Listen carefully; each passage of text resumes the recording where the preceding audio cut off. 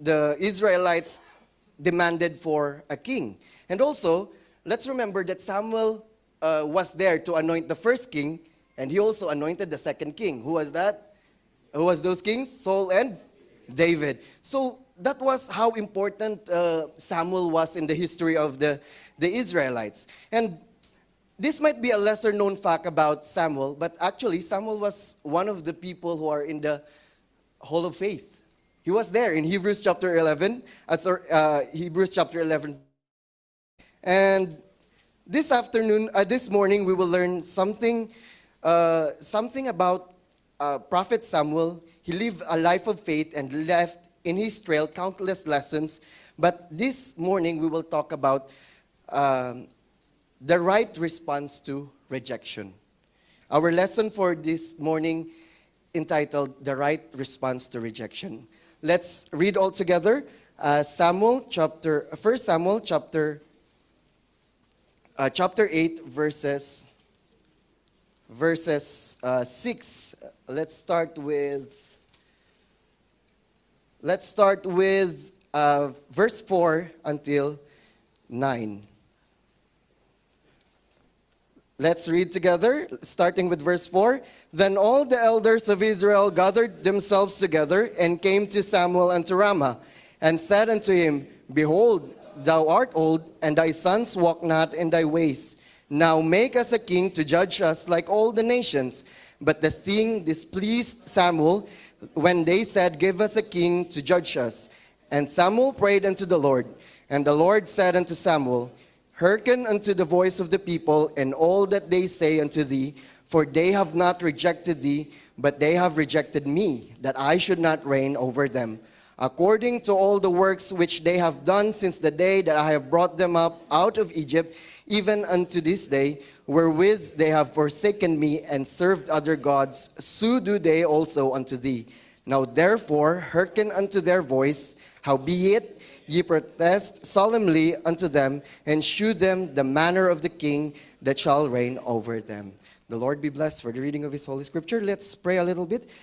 Dear Lord, Heavenly Father, we thank you for yet another opportunity to learn from your word. I pray, O Lord God, for your wisdom. Be in front of me, O Lord God, and that I may preach only your word, and your name be glorified. And may you open the hearts of the listener this morning, that we may be able to learn this lesson and apply it in our lives mightily through the leading of the Holy Spirit. In Jesus' name we pray. Amen. So the thing is that rejection is always hurtful. It always causes pain. I don't know if anyone would say that I experienced rejection and it did nothing to me. Rejection is always painful. And in the life of Prophet Samuel, we can see in 1 Samuel chapter 8, in verse 6, but the thing displeased Samuel. And remember, it was the same people who he served for all of his life.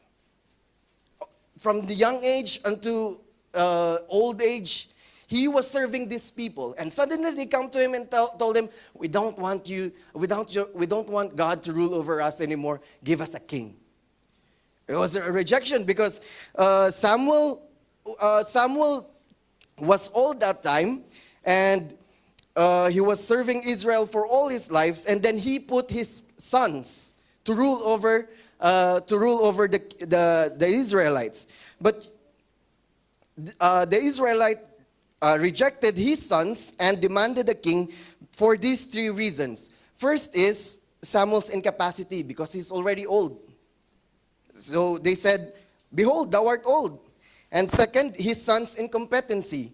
It's because his sons are not walking in the ways of Samuel. So they said, we can't rely on your sons. Perhaps they are saying, your sons are incompetent, so we want a king to rule over us. And third reason they're saying is that, now make us a king to judge over us like all nations. It's their insecurity.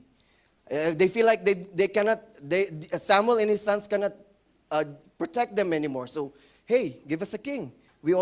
Indirectly, they are rejecting Samuel. Like, we don't want you anymore.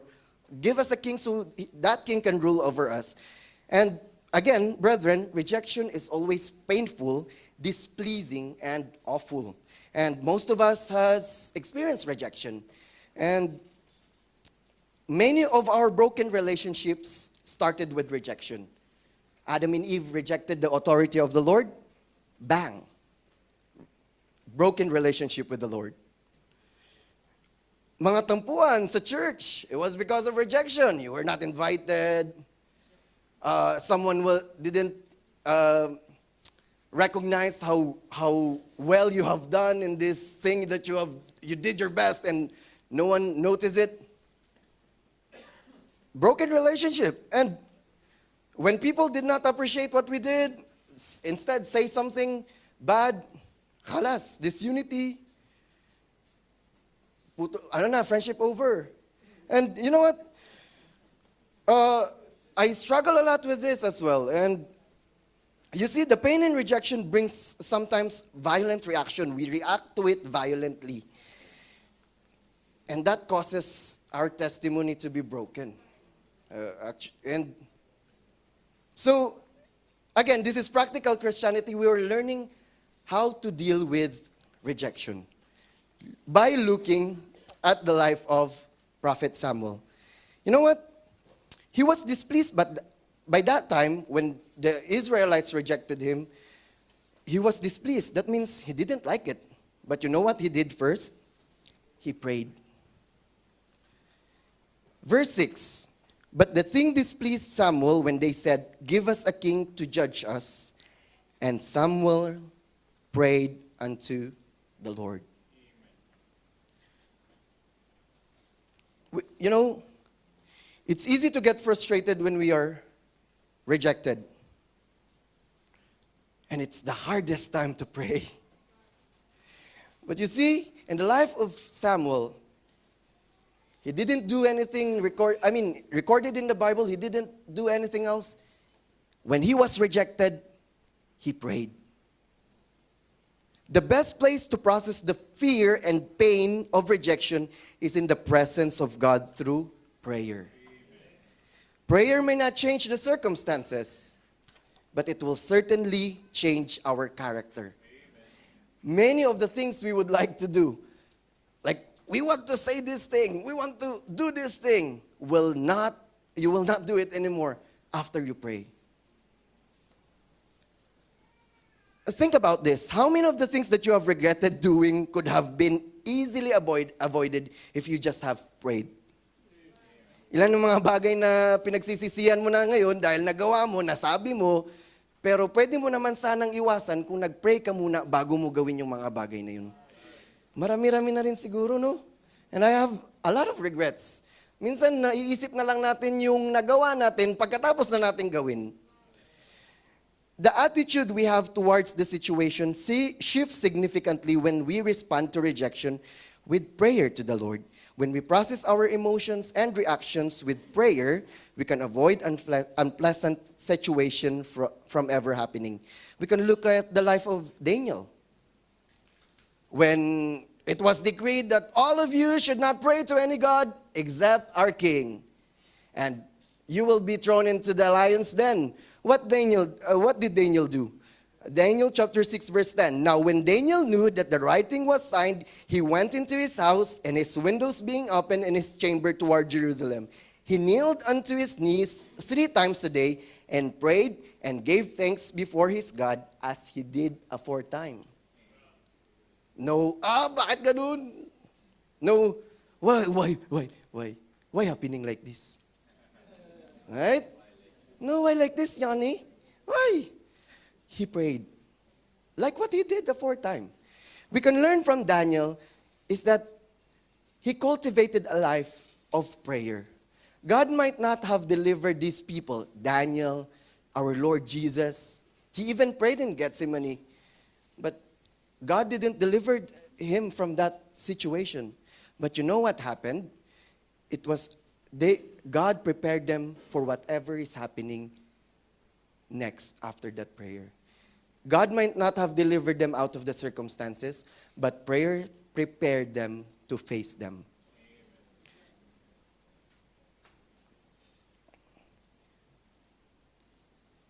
We must train ourselves to process our pain and frustrations in the presence of God through prayer. Whenever rejection comes and you're hurt or offended, face it by praying first. Very practical, right? When we are rejected, got hurt, got offended, first thing we do, like Samuel did, pray. So after the people demanded a king, thus rejecting the rule of Samuel and his sons, Samuel was really displeased, frustrated, angered perhaps. And here we learn the initial response to rejection is to pray. Then we see in verse 7, we can read it in verse 7, and the Lord said unto Samuel, hearken unto the voice of the people and all that they say unto thee, for they have not rejected thee, but they have rejected me, that I should not reign over them. The next thing we should do is listen. Perceive. The second right response to rejection is to listen. Listening and understanding the factors and reasons behind the rejection will help us properly interpret the situation and act rationally despite the pain involved. It's already given, brothers and sisters, that whenever we have rejection, whenever we experience rejection, it's painful. Listening and understanding first, before you do anything, will help you rationalize, what is this? What is the reason behind this situation? Why are they doing it to me? Or sometimes when our hearts are hurting, our ears refuse to listen. Kapag nasasaktan na tayo, automatic sumasara na yung tenga natin kasi masakit na dito. But when we let our emotions control us, most often we react badly, thus making the situation worse. Lumalala lang yung sitwasyon kapag yung emotion yung pinapairal. And brothers and sisters, I'm preaching it to you, and I'm preaching it to myself. I have this issue in my life that I really would attack before I listen to whatever the merit of the person is when that person is rejecting me. So the Lord instructed Samuel to hearken, listen. Prophet Samuel's response, a while ago we talked about Daniel. Now let's talk about Prophet Samuel. One of the things that I remember about Prophet Samuel is when he said in 1 Samuel chapter 3 verse 10, speak, for thy servant heareth. He was a child back then. And until his olden age, he still listens to the Lord. He exercised himself. He practiced it within himself that he listens to God. When our situation is bad and people are rejecting us, we need not to listen to the world because we will be depressed more. The world will tell you, ay, hindi mo yan deserve. Ay, ang bad ng tao na yun. Dapat dyan, ganito. We need not to listen to the world. The world will tell you that you deserve to be happy, that you don't deserve whatever is happening in your life. And worse is, you feel entitled and then you will say whatever you want to say just to please your emotions. Instead of reacting negatively to the rejection, let us choose to listen first, no matter how painful it may be. Cultivate the practice of listening first before reacting. The verse in James chapter 1 verse 19 to 20 is a good reminder. James chapter 1 verses James chapter 1 verses 19 to 20 says, wherefore, my beloved brethren, let every man be swift to hear, slow to speak, slow to wrath, for the wrath of man worketh not the righteousness of God. The word of God is admonishing us slow to speak, every man be swift to hear, slow to speak, and slow to wrath. Abtik bala, parang maging ready tayo to listen first before we speak. Be ready to listen first before you speak your mind. And that's exactly what we are learning from Prophet Samuel. He prayed first, then he listened to the Lord. The Lord told him, they did not reject you. They rejected me. That's what the Lord is saying to Samuel. No, Samuel, don't take it personally. They didn't reject your rule, they reject God's rule. And most of us are doing a lot of things for the Lord, and you got rejected for it. And the Lord is telling you right now, they have not rejected you. They rejected the Lord. And so, when we think about that thing, we will not take things personally. When people are laughing at us because we are trying to serve the Lord, we are trying to live a godly testimony, we will not take it personally. No, in your offices, when you go out early because you want to be early in the church, people are telling you, oh, you're so godly that you will be shoot up way above the heaven and go to Jupiter instead. And it hurts sometimes. You're just trying to be good Christian. But you know what? In those rejections, and you might feel hurt, that would be different situation for all of you. You can think of any rejection that you are experiencing. But if you are doing it for the Lord, they are not rejecting you. They are rejecting the Lord. And it gives us a little, it's great solace, great comfort that what I am experiencing right now is because I am following the Lord. So first, we must pray. Second, we must perceive, listen. And to be honest with you, brethren, there are many times in my life when I only prayed and perceived when I had already said and done bad things. Bad things to retaliate against that rejection. So, what started as a simple rejection might be turned into full-blown argument that leads to broken relationship. And when the relationship is already broken, it is even harder to mend it. So the Lord is teaching us today how to deal with rejection correctly. He wants us to to pray, and He wants us to perceive. Then the third response that we need to do is in verse chapter 9. Now therefore, hearken unto their voice, howbeit, yet protest solemnly unto them, and show them the manner of the king that shall rule over them. Protest. And it's not a protest that you take on the streets.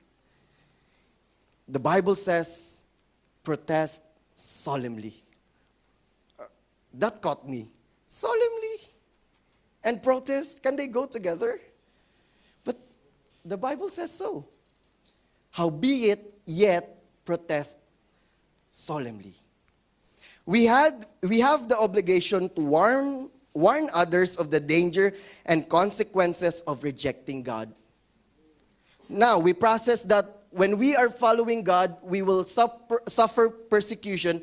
And when we are hurting and we realize that they are not doing it to you but to God, now we have the obligation to warn them and to tell them, hey, there is a consequences on what you are doing. We must urge them to repent. All of these are to be done solemnly or with deep sincerity. How can we protest solemnly if we have already burned bridges? How can we bring the lost sheep back to the fold if we are running away from that person because they badly hurted us? In 1 Samuel chapter 8, verses 10 to 18, you can read it at home. That's when Prophet Samuel detailed whatever that king is going to do with Israel. And you know what? I realized that there was no contention in his preaching. He is not saying, he is not quarreling with them. He's just simply telling them, Israelites, this is the manner of the king that you will have. They will take your sons, take your vineyards. They will take your daughters to be handmaiden. You know, it's so hard to get over prayer and then perceive. It's even harder to do the protest. When you are hurting, seems like, kaliwali, bahala na siya dyan. Bahala na siya dyan kung anong ano niya. Diba? That's our initial reaction. I'll leave you alone with your devices. You're rejecting me? But the word of the Lord said, protest solemnly. Like Prophet Samuel, we ought to tell all the words of the Lord unto the people. Our proclamation should always be, thus saith the Lord. Not our opinion, what the Lord says. Let us employ humility and meekness and gentleness while we proclaim God's word. We are not here to blast people with our Bibles. The Bible is telling us, the Word of God is telling us, protest solemnly. While we are speaking truth, let's add humility, meekness, and grace with it. Apostle Paul, in his letter to Timothy, exhorted the young pastor on how he should deal with those who oppose themselves. 2 Timothy chapter 2, verses 24 to 26 says, and the servant of the Lord must not strive. This means argue, quarrel. But be gentle unto all men, apt to teach, patient, in meekness instructing those that oppose themselves. Hindi dapat nakikipagtalo. Hindi nakikipag-away. Ba? Kundi may kahinahunan. Hinanap ko pa yung word na yan. Kahinahunan, di ba? Mahinahon lang. Mahusay magturo. Teaching, up to teach. May pasensya, patient, and the word of the Lord said, in meekness, may kababaang loob. Remember that our goal in protesting solemnly is for the erring ones to repent. The Bible says, if peradventure, if God peradventure will give them repentance to the acknowledging of the truth, that they may recover themselves out of the snare of the devil, who are taken captive by him at his will. And when they repent, they will recover themselves from the snare of the devil. Praise the Lord. You might ask me why we should still care for those who have already rejected us. The answer is because we need to walk in love.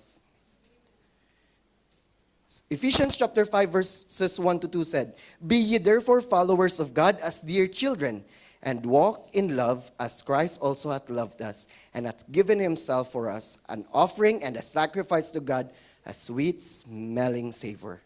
Why are we going to protest when they are badly hurting us? It's because God have given us the Lord Jesus Christ, showed us the example on how we should deal with people, and the Lord Jesus Christ dealt with us with love. And so, as anyone who claims that he is or she is a follower of Christ, we must be just like Christ as well as we love them. You know, the distinguishing mark of a Christian is how he loved his enemy. Because the Bible says this is really revolutionizing when I learned that you should love your enemy. You know the reason why God is saying that? Because even evil people can love other evil people. Bad people can love bad people. What is your difference if you're only loving good people? Right? Wow. When I realized that that is what the Lord Jesus is saying. When you are good and you love only the good people, you are no different to bad people loving bad people. So the distinguishing mark of our Christianity is how we love those who are against us. Why should we solemnly protest? It's because the Lord Jesus Christ laid down an example. This is how you should love others, even those who are rejecting you. Let us not lose sight of our objective in solemnly protesting. Our goal is repentance and recovery. Even if people are rejecting us, let us still love them by teaching them the right way with sincerity. Yun yung goal natin, ha? That's our goal. Repentance and recovery. That's in Timothy, 2 Timothy chapter 2, verse 24 to 26. So we've learned that the right response to rejection involves first and foremost prayer, and then perceive, which is to listen, and the third was to protest. And then we could end on those three things. But God impressed to me a last step that I saw in the life of Prophet Samuel. I was really blessed when I read until the 12th verse. And the right response to rejection are to pray, perceive, to protest, and to persevere. Let's be honest here. Some people will reject you over and over again. And sometimes we grow tired of solemnly protesting to them because they keep on rejecting us. Truth be told, nakakasawa. Ay, nasira na naman yan. Di ba? Nasira na naman na yan ng gospel, okay na yan. Matanda na yan, dapat nakakaintindi na. Tinanggihan niya na nga, inayawan niya pa. Bakit pa natin hahabulin? Di ba? Believe it or not, I am thinking that way. Why should we run after that? He already refused that. Minsan, sinasabihan ko na rin naman yan na mali yung ginagawa niya pero ayaw niya makinig. Bahala na siya. We sometimes have this idea that our job is done when we do it once. Some people need to hear our protest solemnly countless times. We may not see the fruit of repentance immediately, so we need to persevere. Prophet Samuel considered it a sin against God to stop praying for his brethren, the same brethren who rejected him. 1 Samuel chapter 12, verse 23, moreover, as for me, God forbid that I should sin against the Lord in ceasing to pray for you, but I will teach you the good and the right way. Amen. He considered it a sin, not to run after these people who have, mind you, already rejected him. This time when he said that, moreover, God forbid that I should sin against the Lord, he already anointed the first king of Israel, Saul. And what he did to the same people who rejected him, he never ceased to pray for them. Wow. Akala ko isa lang. Once is enough, twice is too much. The Lord is telling us, persevere. Habulin mo pa rin. May mga kamag-anak pa tayong nasira na natin pero hindi natin makita yung bunga ng kaligtasan sa buhay nila. Bakit hindi natin habulin muli? Protest solemnly. The life of Samuel teaches us that protesting solemnly by praying and teaching is a lifelong task. In the last point, we answered why we should still care for those who have already rejected us. It's because the Lord Jesus Christ has laid down the example. At this point, we will learn how we can keep on caring for those who also keep on rejecting us. Let's turn to Jude chapter 1, verse 20 to 23. We are almost done. The Bible says, "But ye, beloved, building up yourselves on your most holy faith, praying in the Holy Ghost, keep yourselves in the love of God, looking for the mercy of our Lord Jesus Christ unto eternal life. And of some have compassion, making difference, and others save with fear, pulling them out of the fire, hating even the garments spotted by the flesh." We can keep on loving others by building up ourselves in our most holy faith, by praying in the Holy Spirit and keeping ourselves in the love of God. Huwag natin kalimutan yung prayer and building up, edification. That's why we are going to church. To praise the Lord and that the Lord will feed us. So He can build us up into a better Christian. And most of us are failing to be a better Christian because we fail to attend services, Bible studies. We forgot to pray. We forgot our Bible studies. I don't know for what reason. Patatagin natin ang ating pananampalataya, paigtingin ang ating panalangin sa banal na Espiritu at panatilihin natin ang ating sarili saan? Sa pag-ibig ng Diyos. Sabi doon, keep yourselves in the love of God. Look up to the Lord Jesus when you are rejected and remain in His love so we can continue fervently praying and solemnly protesting for the lost soul and our erring brothers. So 4, prayer, perceive, protest, persevere. In doing the will of God in our lives, we cannot avoid rejection. The pain of rejection can cause us to react negatively, but the life of Prophet Samuel taught us otherwise. We must pray, perceive, protest, and persevere. Now I want to protest. To those of you who are not yet sure that you are going to heaven, that after your life here, you are going with the Lord, I want to solemnly protest with you. Sinning is an act of rebellion against God. You are rejecting the Lord. And we are heading towards destruction and hell because we are rejecting the Lord when we are sinning. All of our sins will only be forgiven if we repent from those sins and put our faith in the Lord Jesus Christ only. Nothing else. No more, no less. I want to protest to you. Assure your salvation.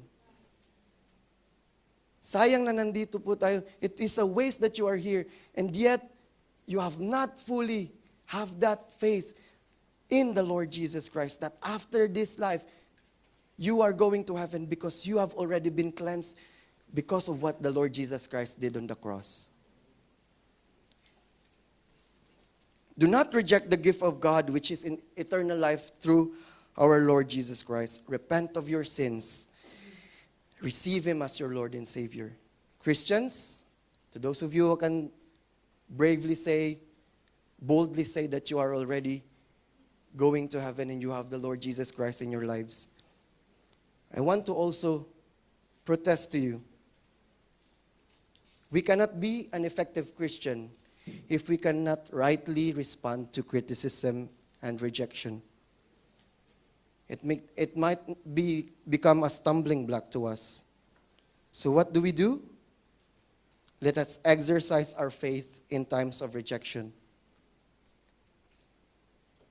You cannot simply say that after this preaching, you can do it.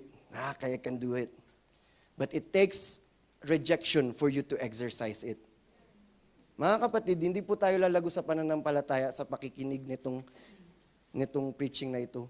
Kundi kapag dumating na yung panahon na tayo ay na-reject ulit, magagawa natin magagawa natin kung ano yung narinig natin. It's by exercising what we have learned. that it will have effect in our lives. So be thankful next time that someone will reject you, because you may be able to practice what you have learned today. Let's pray. Dear gracious Heavenly Father, we thank you for how good you are in our lives. Thank you, Lord God, for letting us know these simple, practical ways on how we can combat rejection. Dear Lord, we pray that through the leading of the Holy Spirit, that we may be able to apply this in our lives, that we become better Christians because of what we have seen in the life of Prophet Samuel. Lord, we thank you. We bless your name. We glorify you. In Jesus' name we pray. Amen. Amen. Amen.